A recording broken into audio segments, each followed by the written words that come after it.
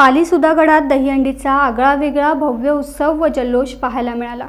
भाजप नेते प्रकाशभाऊ देसाई यांच्या संकल्पनेतून व विशेष पुढाकाराने पालीत भारतीय जनता पार्टीच्या वतीने भव्य दिव्य अशा दहीहंडी महोत्सवाचे अतिशय नियोजनबद्ध मनोरंजनात्मक व वैभवपूर्ण आयोजन करण्यात आले।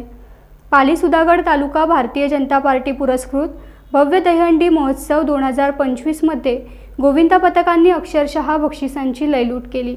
भाजपच्या मानाच्या दहीहंडीचे माखन साखत 2,22,222 दहीहंडीवर नाव कोरणाऱ्या नागोठणेच्या आई जोगेश्वरी गोविंदा पथकाने 8 चित्तथरारक थर लावून आकर्षक चषक व रोख पारितोषिक जिंकले।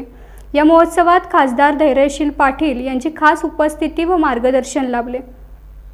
सुधागडवासीय बालगोविंदा पथकांसाठी भाजपची 51,000ची मानाची दहीहंडी व आकर्षक चषक देखील पर्वणी ठरली। सुधागड पाली मर्यादित दहीहंडीमध्ये यंगस्टार कुंभाराळी व भोईआळी पाली गोविंदा पथकाला प्रत्येकी 25,000 प्रमाणे समान रकमेचे पारितोषिक देऊन चिठ्ठीद्वारे यंगस्टार कुंभाराळी गोविंदा पथकाला चषक देऊन गौरवण्यात आले। या महोत्सवात 7 थरांची सलामी देणाऱ्या गोविंदा पथकांसाठी रोख रक्कम 10,000चे पारितोषिक तर 6 थरांसाठी 6,000 रुपयांचे पारितोषिक अशी एक अनोखी पर्वणी लाभल्याने गोविंदा पथकात उत्साह व नवचैतन्य पाहायला मिळाले। याचवेळी 5, 6, 7 थर लावून मानाची सलामी देणाऱ्या आई जोगेश्वरी गोविंदा पथक 7 थर, जय भवानी गोविंदा पथक रोडखुर्द रोहा 7 थर, श्री बापदेव महाराज गोविंदा पथक अष्टमी रोहा 7 थर, जय हनुमान गोविंदा पथक कोलेटी 7 थर लावणाऱ्या गोविंदा पथकांना 10,000 रुपये रोख व आकर्षक चषक देऊन गौरवण्यात आले। तसेच विशेष पारितोषिक म्हणून जय भवानी रोडखुर्द रोहा महिला गोविंदा पथक 5 थर 10,000 रुपये व आकर्षक चषक, तसेच विशेष पारितोषिक म्हणून जय भवानी रोडखुर्द रोहा महिला गोविंदा पथक 5 थर 10,000 रुपये व आकर्षक चषक, चौडेश्वरी गोविंदा पथक वरवटणे 5 थर 10,000 रुपये व आकर्षक चषक देऊन गौरवण्यात आले। भाजप नेते प्रकाशभाऊ देसाई म्हणाले की या महोत्सवात शिस्त, संयम, समर्पण व एकतेचा अनोखा संगम पाहायला मिळाला। रायगड जिल्ह्याच्या विविध भागातून आलेल्या गोविंदा पथकांनी, महिला गोविंदा पथकांनी आपले कौशल्य पणाला लावत चित्तथरारक सलामी देऊन आपल्या गावाचे आणि विभागाचे नाव रोशन केले। पालीतील दहीहंडी महोत्सवाला उपस्थित राहून सर्वांनी शांततेचे सहकार्य करून महोत्सव यशस्वी केल्याबद्दल सर्व गोविंदा पथकांचे देसाई यांनी विशेष आभार मानले। याचवेळी सुधागड भाजप अध्यक्ष श्रीकांत ठोंबरे व सर्व पदाधिकारी कार्यकर्त्यांनी अपार मेहनत घेऊन दहीहंडी महोत्सव यशस्वी केल्याबद्दल प्रकाशभाऊ देसाई यांनी सर्वांचं कौतुक केलं। दहीहंडी हा महाराष्ट्रातील अत्यंत साहसी खेळ, या खेळाला देवेंद्रजींच्या सरकारनं दिलेलं साहसी खेळ म्हणून दिलेलं संरक्षण आणि तुम्ही आम्ही सर्व मंडळींनी श्रीकृष्णाचा हा जन्मदिवस हा आपण आपल्या शेतीशी, आपल्या भातीशी, आपल्या नात्याशी, आपल्या तरुणपणामधल्या उत्साहाशी जोडत हा उत्सव या ठिकाणी एका वेगळ्या टप्प्याला या ठिकाणी नेऊन ठेवलेला आहे। मी मनापासून या ठिकाणी भाऊंच्या नेतृत्वाखाली हा जो कार्यक्रम झाला, ताईंच्या नेतृत्वाखाली हा जो कार्यक्रम झाला, तुम्हा सर्व मंडळींच्या सहकार्यानं हा जो तुम्ही कार्यक्रम केलेला आहे त्याबद्दल मनापासून तुमचं मी या ठिकाणी कौतुक करतो।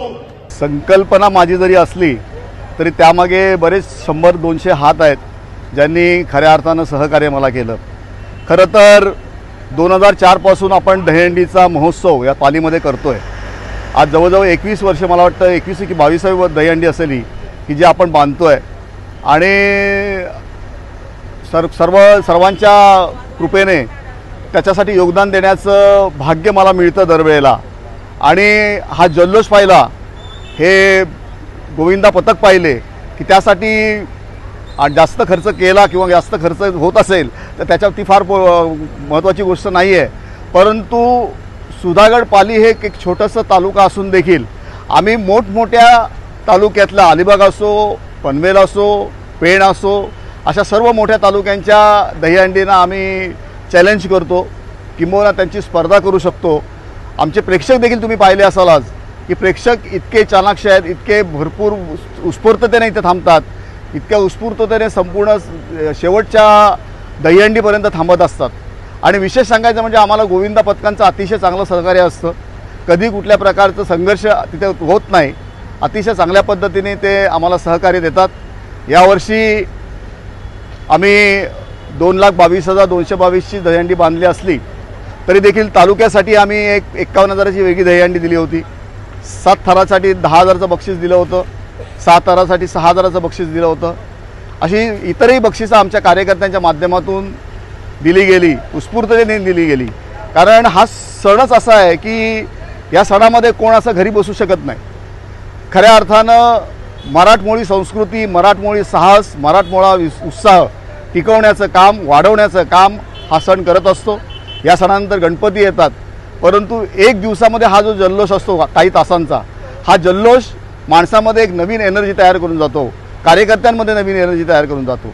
आज तुम्ही पाहिलं की माझे सर्व कार्यकर्ते, माझे सर्व पदाधिकारी एकसंघपणे या सर्व चळवळीमध्ये, आजच्या या उत्स्फूर्त महोत्सवामध्ये एकसंघपणे एकवटले होते. टाइम्स डिजिटलला लाईक करा, शेअर करा, सबस्क्राईब करा आणि बेल आयकॉन दाबायला विसरू नका. Times digital.